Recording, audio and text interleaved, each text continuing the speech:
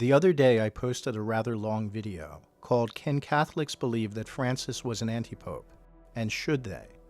The link to the full video is in the description, and I highly recommend that all Catholics watch it so that they may be fully informed regarding the tragic and disturbing facts of the past 12 years of Francis's supposed pontificate.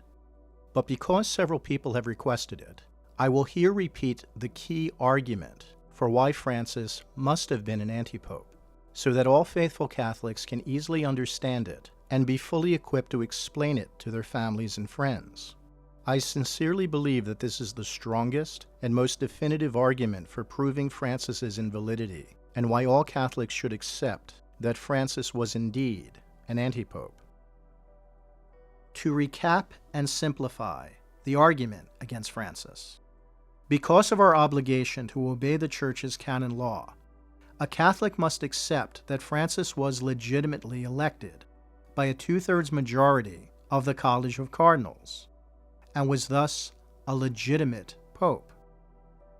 However, even though he was a legitimate pope, if he possessed a mens rea, or defect of consent, that is, if he was not truly a Catholic, but an anti-Catholic, committed to damaging the Church and undermining its faith, rather than upholding the ministry of Peter to maintain the Church in unity and orthodoxy, then this would make him an invalid pope. In Matthew 7:15-20, Christ gave us very clear instructions for recognizing whether a shepherd is true or invalid. By their fruits you shall know them.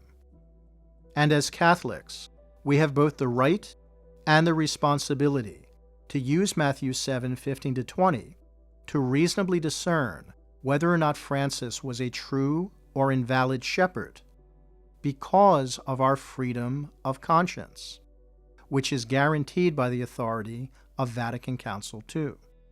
Since we are furthermore bound by all formal magisterial teachings, even those of the ordinary magisterium, as per the dogmatic constitution of Vatican Council I, a valid pope cannot habitually teach false doctrine which contradicts or overrides the previous formal and binding teachings of the Church.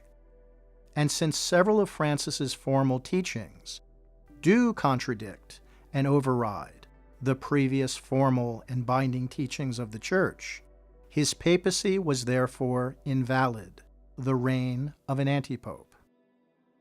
We now, of course, await the conclave of cardinals in Rome to select the next pope.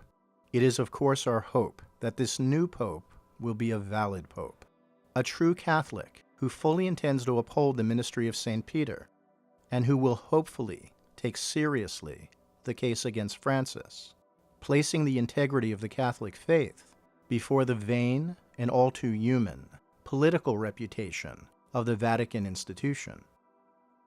For if the next pope is a valid pope, one would hope that he will anathematize Francis and nullify the errors he imposed on the Church.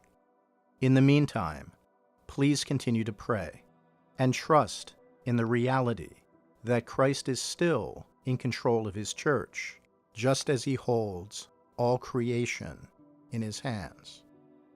In manus tuis, Domini.